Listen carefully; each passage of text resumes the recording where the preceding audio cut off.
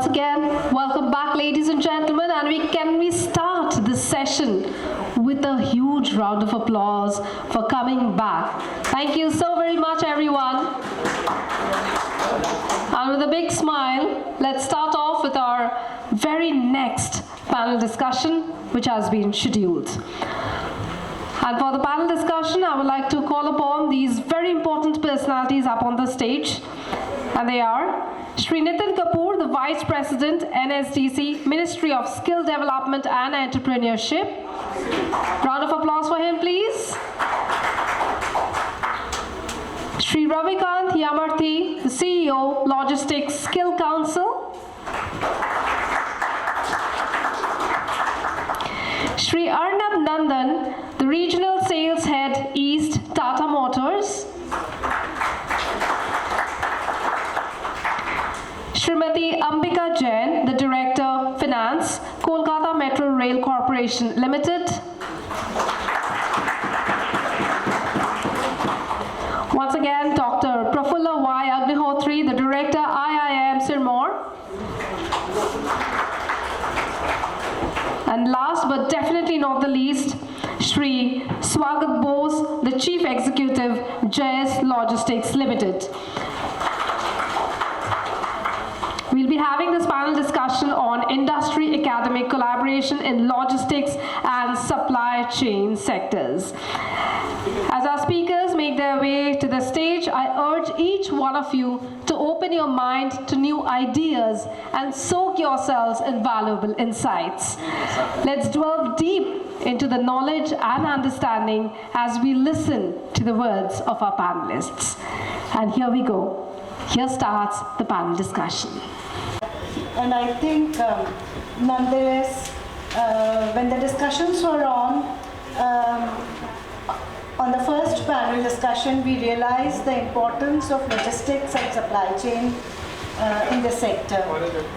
India as a country has taken a lot of initiatives to improvise the logistics performance index of our country, because that brings in the competitiveness that we intend to bring to the country.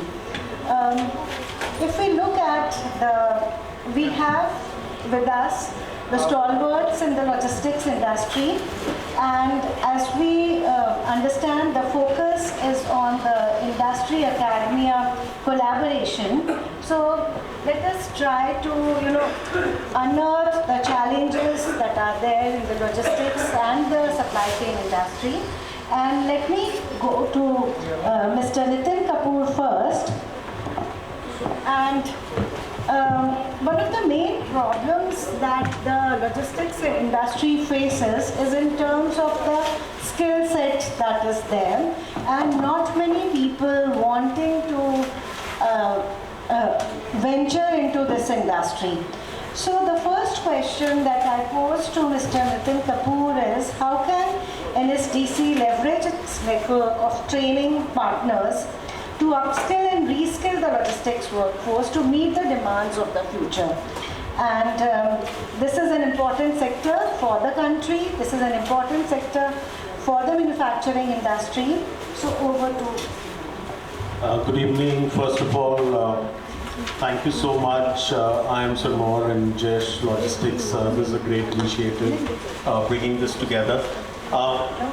Let me start from the fact that very consciously National Skill Development Corporation, NSDC, is positioned as a public-private partnership.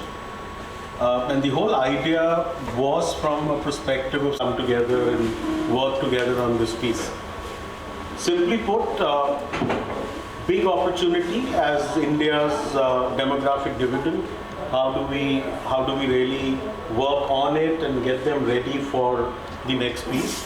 But here is the first, maybe I'll sum it up this way. When you go and meet students who are looking at what to do next, and the moment you say logistics, supply chain, and the instant reaction is, Nitin sir, warehouse mein to kaam nahi karna.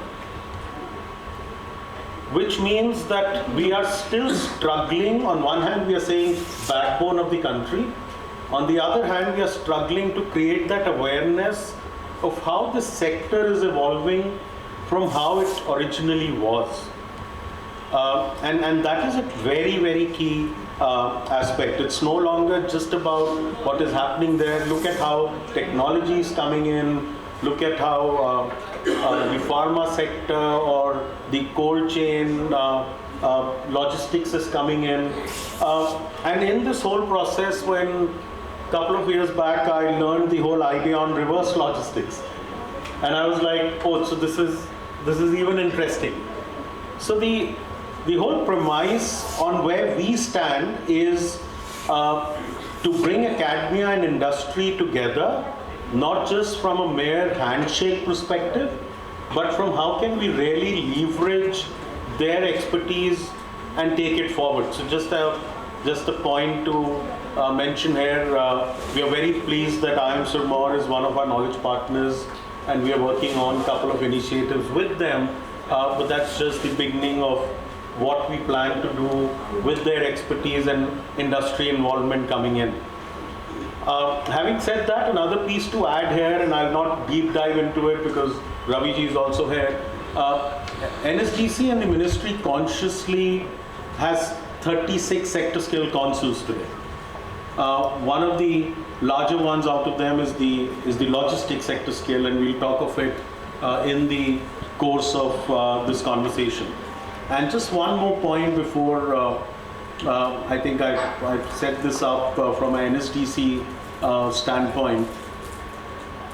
In the earlier panel discussion also, our esteemed guests were talking about the need of the partnership. It was music to my ears when everyone said we are keen to do this. But trust me, the underlying piece is let's not wait for each other. And that's where NSDC is coming in, playing that enabler role, saying what you want, we will help academia address that. What academia needs, we'll help industry address that.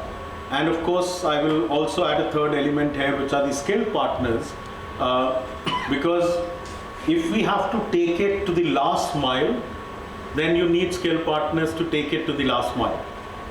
So let me take a pause here. We'll come back and deliberate a little more on it as we get into this conversation. Thank you, Nitin. I would answer it in two ways.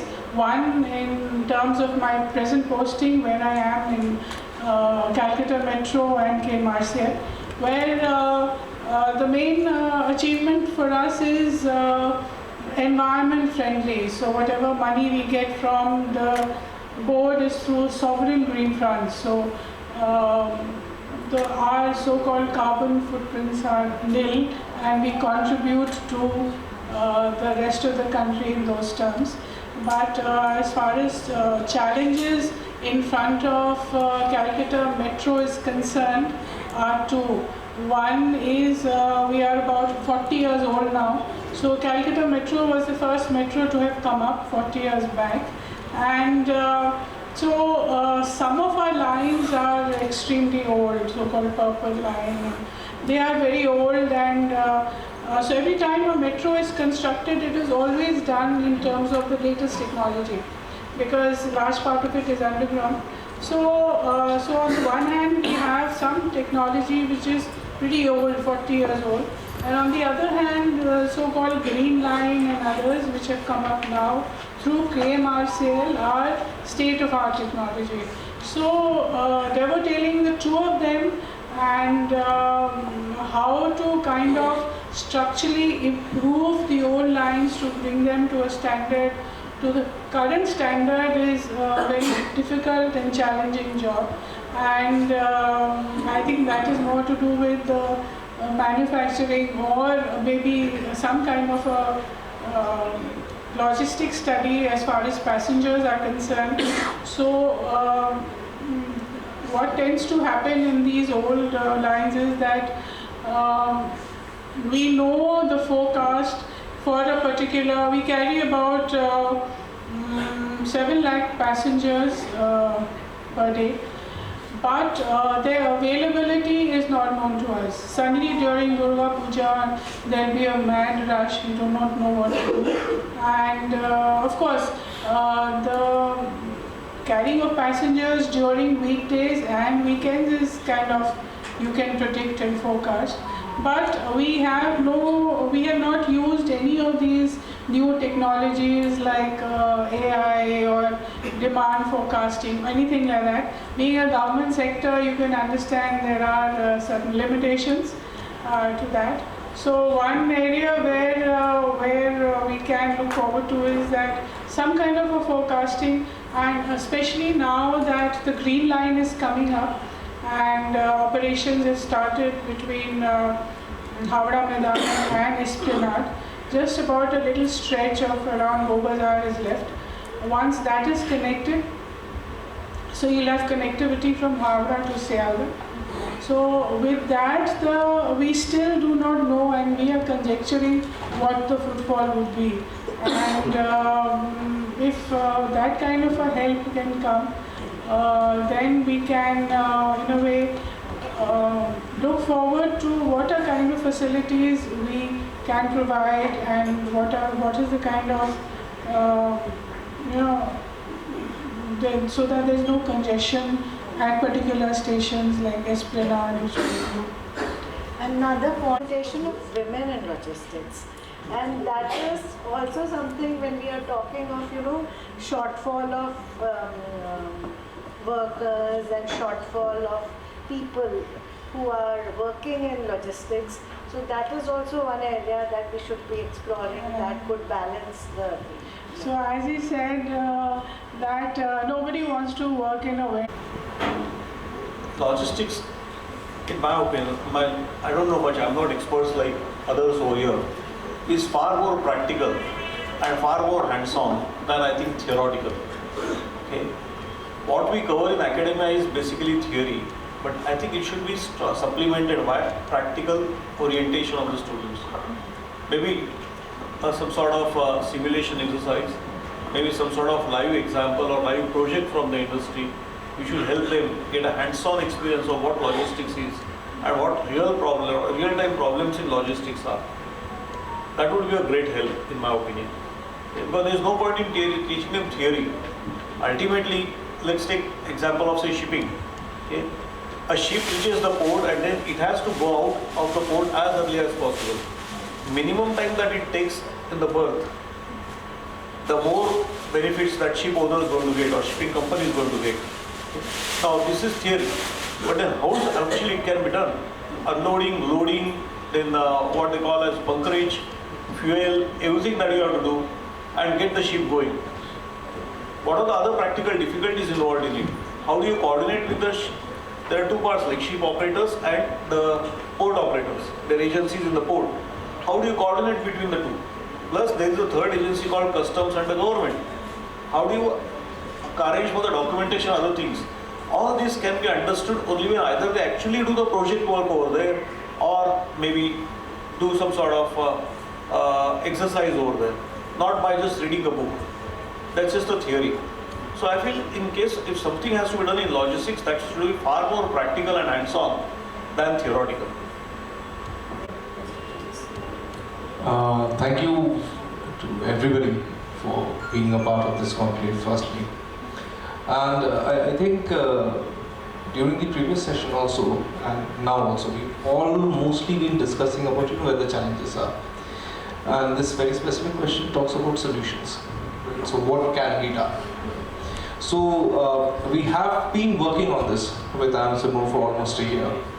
And there are certain initiatives that we have already rolled out. For example, internships. So students can come down to organizations like us. Students can come down, they can work hand in glove with our existing operations team. And when they go back, not necessarily that they'll have to get absorbed into the same sector. But even being sector agnostic, the kind of hands-on, experience of work that they take. Because as Sir was saying that, with, let us say, institutes like Harvard or Ivy League, right? Students who are coming in from MBAs, they are coming in with 7-10 years of work experience. In our scenario, in the Indian context, a lot of students who are coming in for the postgraduate studies are coming in as freshers. So they do not have any hands-on experience. So even if it is a sector agnostic perspective, but still if they get some kind of hands-on experience, they at least learn what is it to collaborate with teams, what is it to collaborate with seniors, how is it to work with juniors, and take that knowledge back, and that helps them in going forward and working. This is one. So internships within unorganized sectors, it is very difficult to do anything, and then the first question that comes up is how do we create a lobby, how do we kind of create a framework to give it the recognition of an industry first and foremost, and then make it organized first, right? Because once it becomes organized, then payroll comes into play, compliances come into play, working shift hours come into play. Today we are truckers, truck drivers, they don't have shifts, somebody's driving for 12 hours, somebody's driving for 14 hours at a stretch. So their scope of writing case studies, delving into what the problem is, what the problem statement is, doing the research around it, writing case studies, getting them published, this is what creates traction. And then that traction can help you create a framework for policy. So, Sir was saying that theory does not work always, because you can teach somebody theoretically how to drive, but then you cannot make them drive a car. As that is true, the contradictory statement is also true that even if you know how to drive a car, if you go through the theory, you can learn how to drive a car better, right? If you want to drive performance vehicles, you have to undergo learning of theories. Lines, curves, where to brake, where to take angles, and all of that, right? So similar approach comes here as well. So when academic partnership comes in, they bring in the theory to our practical playground. It is as simple as that. So simple things like, let us say, linear programming, simple things like PERT, simple things like, let us say, network architecture systems, which are very relevant to logistics. When logistic players are operating, they are working on a firefighting mode. Of upskilling, or we talk of different initiatives, these are not mere transition of that technology. So we would break it down to two aspects. One, a very specific domain expertise or knowledge in that skill, and the other, this whole set of transferable skills, because that become quite important here. So when Swagat was talking of different initiatives, this was like music to my ears, more from a perspective that at NSDC we are very consciously right now working on skill embedded initiatives and work embedded initiatives, and they actually one goes from academia led set of initiatives, and the other is the industry led initiatives. The good part is that in the either of the two, the other is a supporting partner, otherwise it doesn't happen. But just to deliberate here, we are saying, let me take the two partners here today. So for example, if Jayesh comes forward and there's a work embedded piece, then we are talking of the workforce which is already employed and working, and we are then hand-holding and seeing how can we upskill them and take them to the next level. Or if IIM Sirmaur comes forward, and then we are saying how do we leverage NEP 2020 and see how can we play around with the new skill taxonomy, and then see how do we relate it to certain job roles and work around them. But the key underlying for everyone in this room is that skilling or upskilling is not a one-time luxury moment that we put it and upgrade it on our CV and say, hey, I did this 5 years back. It is all about day in and day out, and how well aware are we of what's happening around us, and how do we start to handhold and work on it. It is about leveraging what is available. So the best theoretical set of knowledge, and let me start from there, to say the simulations and practical cracking of those things, maybe in form of a gamification or a case study problem or a hands-on piece. Third, first, the bad part of logistics is the incident rate.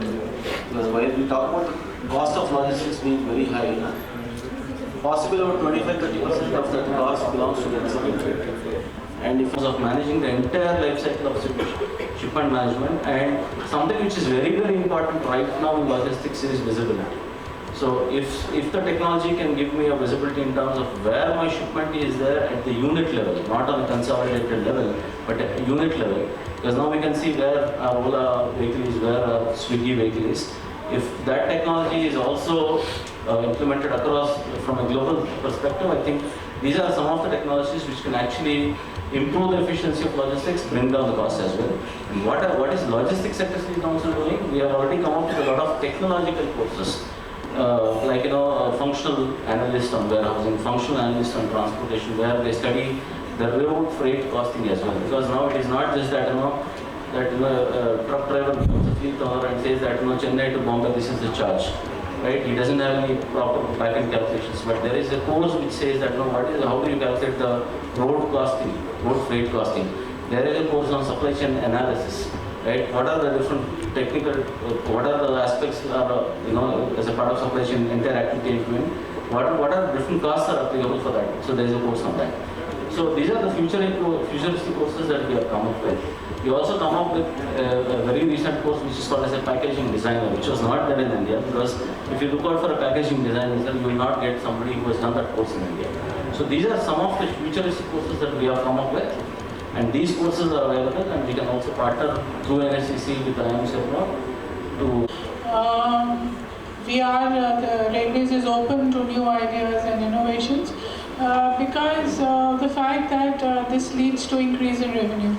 Any kind of research or any kind of forecasting or whatever you do, and it will definitely help, because at the moment we do not have too much of technology in the system, so any kind of forecasting, even if it is not 100% foolproof, will lead to increase in revenue. Second point is that at the moment, as far as capital expenditure is concerned, the government is open to all kind of capital expenditure, because we are financed by the Ministry of Finance, and infrastructure building, as we all know, has been the main stay, and that PM's Gati Shakti and all logistic plan, etc.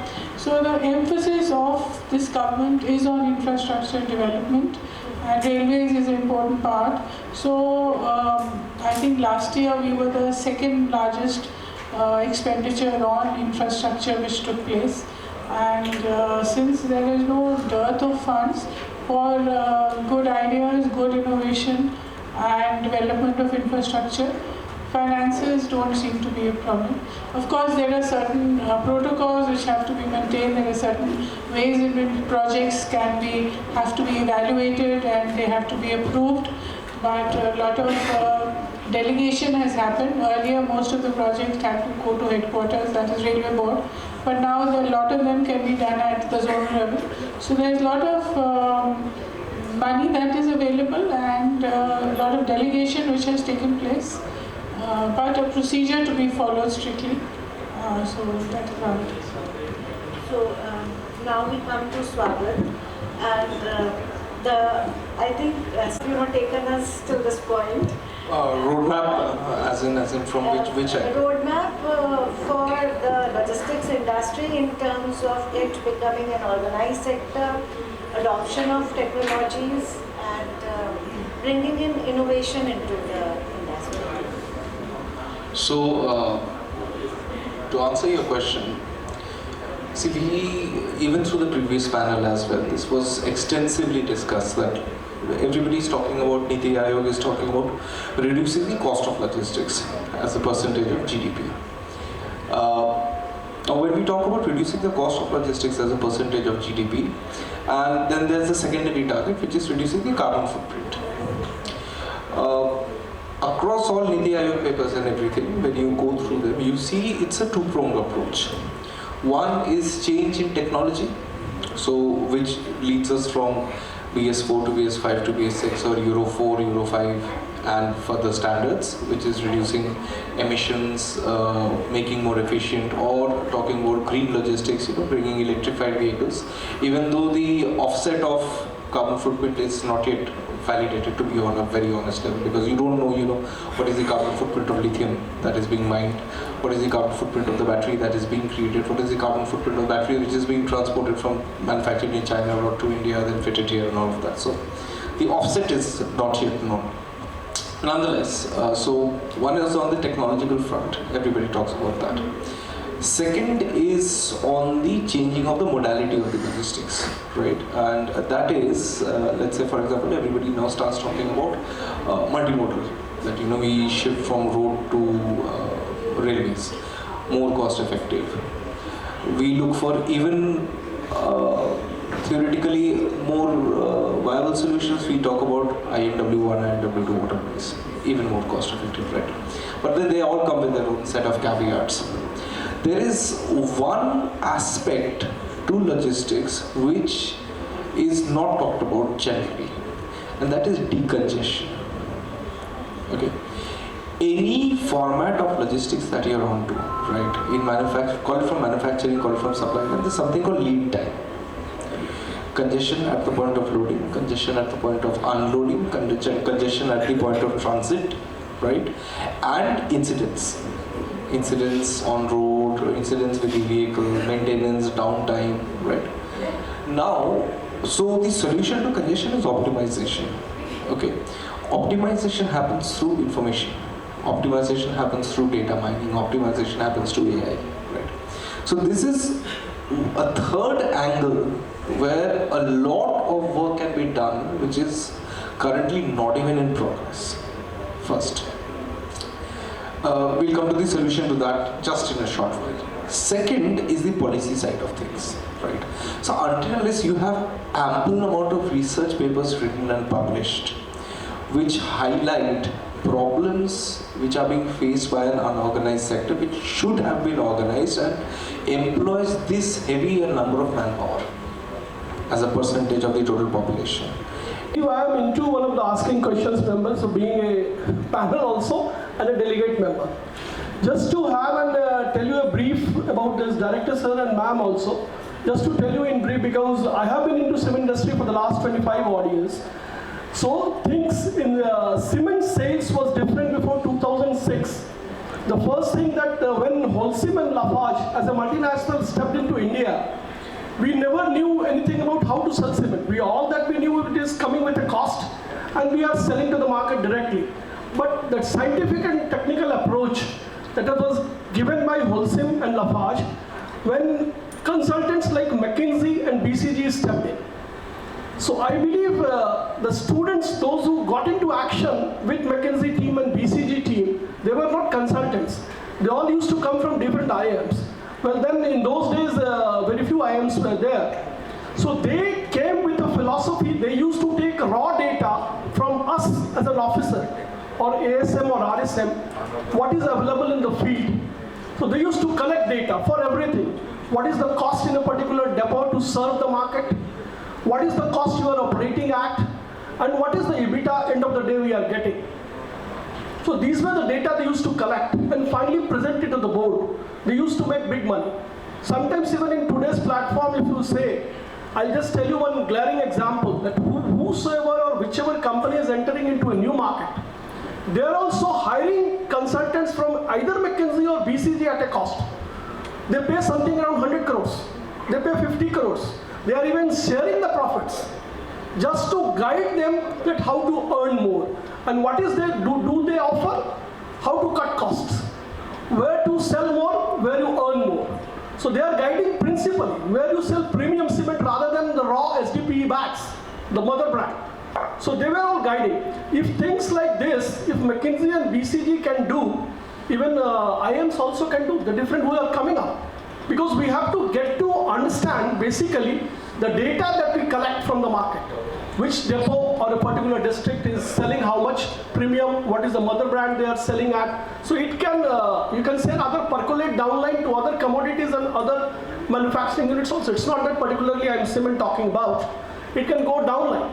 They collect data in an Excel, they prepare it fundamentally day and night, and then they present it to the respective boards of the companies. So this can be done as an example when IIM students, they can take it as a channel.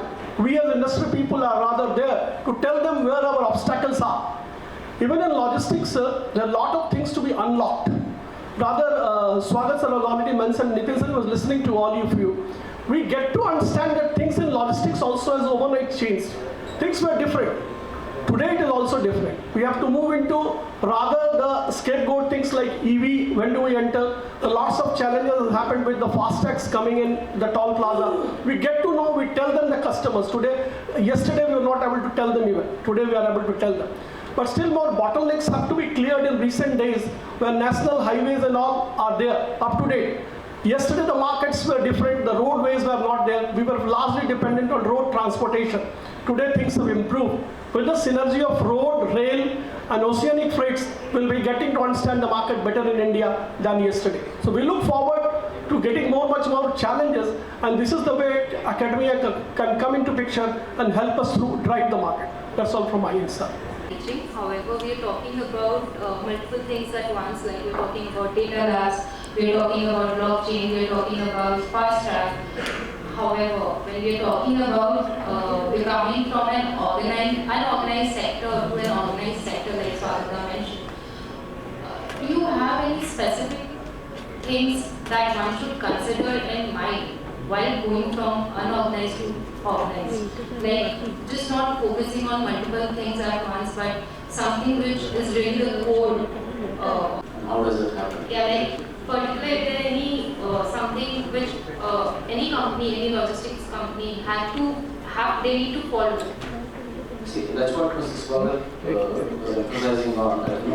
Now it is a policy level decision that the government has to take, which I think largely in the last 10 years there is a bit of a fair. Suppose I keep attending the meeting, so I get to know a little bit of information. So it takes a little more time, but the overall objective at this point of time is how do we bring the logistics cost down, as Mrs. Swagat has rightly said that we are not able to compete in the international markets because our product being the same, our logistics cost is high, right? So if I have to compete against the product of China, against the product of Vietnam. Hello, my name is Samudra Banerjee. Probably I'm the only one from the FMCG sector here. So it was wonderful hearing all your views. That was wonderful because I belong to the FMCG sector. I work in our India Limited. And you were talking about the steel industry. Got to know most of the things. I just wanted to ask Mr. Swagat. So very well said, sir. Sir, I wanted to ask you one thing. You were talking about having an ATC. Having an ATC kind of a thing. Like you have an ATC for the air transport. Sir, what I feel is that, I may be wrong, but for logistics, and FMCG sector's logistics is probably different from steel industry.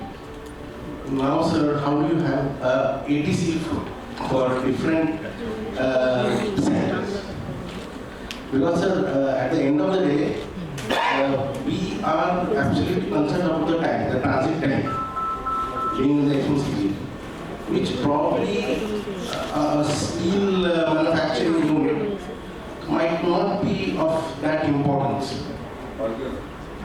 I hope I could make my question clear, sir. When we went to RWTH again recently, what I observed was I felt, that we are much ahead in many things because we could get 15 minutes delivery in India, which is not possible in many of the European countries.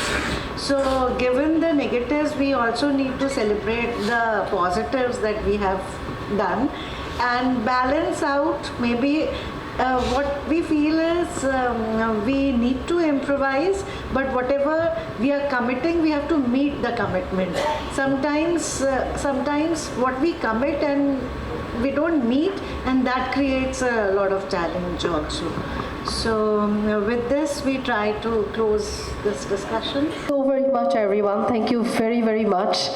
And I'm more than sure that we have all gained a lot through this panel discussion. Thank you for sharing your insights and views.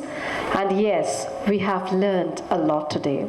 And with that, ladies and gentlemen, we move towards the felicitation part. And to do the needful, I would like to call upon Mr. Vinod Baheti, MSV Logistics Private Limited. Mr. Vinod Baheti, I would want you to come up on the stage to felicitate our personalities who are up here. Before I ask, please, Manish sir, please come over to the dais. Right.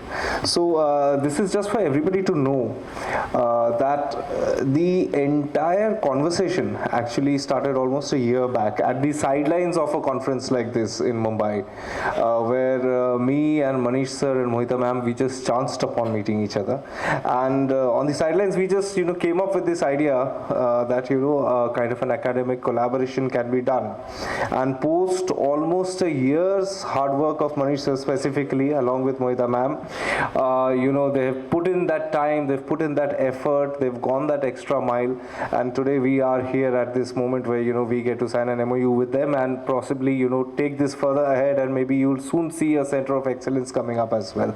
So I'd like to ask Mr. Vishnu Bajaj to come over to the dais and please facilitate Mr. Manish Circle, Dr. Manish Circle rather, for his enduring efforts that he has put into this association and bring this to life. Thank you so much.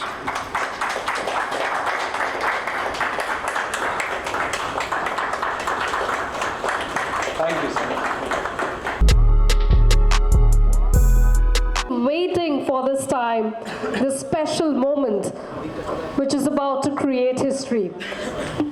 So may we please have these very important personalities up on the stage. Please sign the Memorandum of Understanding between Jayesh Logistics and IIM Sirmaur. So yes, creating history right in front of our eyes. That's something really, really special, and it's really, really very big. So here comes the materials, and here have glued their eyes onto the papers, and the signing is going on, and we are witnessing this very special moment we've been all waiting for.